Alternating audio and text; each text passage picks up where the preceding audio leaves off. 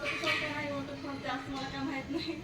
मला काही बोलायचं काही सूचना झाल्या सध्याला तरी मी माझं मत मांडायची कोशिश करते. मी अनिशा अनिल गुरव, माझं इथं जे सन्मान आहे ह्याचं खरं हकदार माझे वडील आहेत.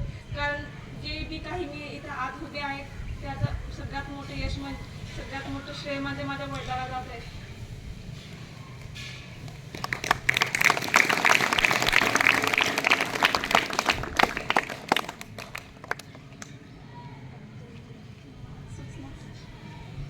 तू कसं प्रयत्न केलीस, काय काय केलीस ते सांग.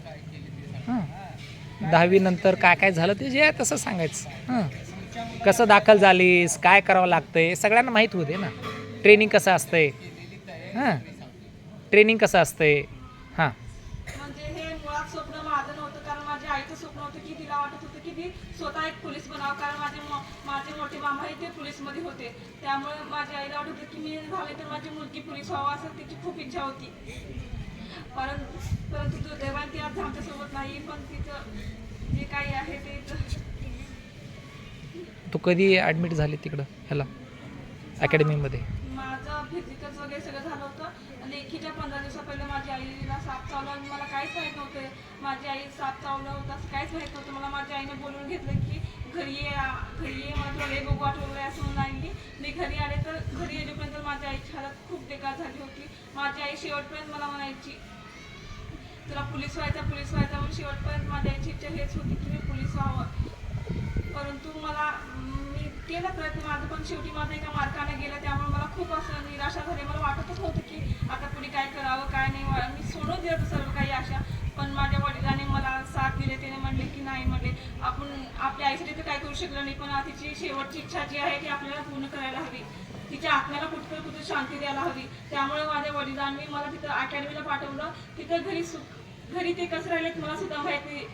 काही रात्री त्यांनी उपाशी झोपलेत मला माहीत आहे. ते म्हणजे मला फोन केला सांगायचे आम्ही तेवढं केलं सांगायचे, पण त्यांनाच माहिती कसं गेलेत कसं नाही.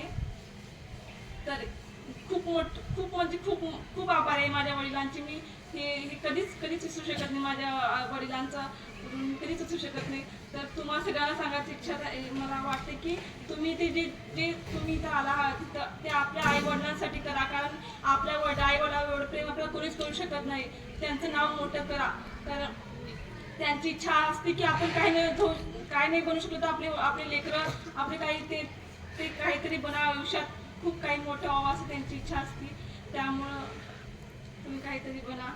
आणि खूप काही अवघड नसतं हे पोलीस भरती, आणि सोपी तर अजिबात नसते. कारण अभ्यास तर असतं फिजिकल करून तुम्हाला ग्राउंड करून सगळं अभ्यास करायचं म्हणलं तर झोप तर खूपच येते. तरी पण तुम्हाला सगळं फोकस करून गणित वगैरे मराठी व्याकरण बुद्धिमत्ता जीके तर असते. सोपं आपलं 10वी 12वी लेवलच असतंय. कारण तुम्ही आता जर इथून जर अभ्यास चांगला बेसिक पक्का केला तर तुम्हाला सोपं जाईल. कारण इथून जर तुम्ही केलं तर तुम्हाला तिथं टफ जाईल. तर माझी इच्छा आहे की आज मी इथं आहे तर काय पुढच्या वर्षी ते 4-5 मुली तर किंवा मुलं लागायची इच्छा आहे माझी.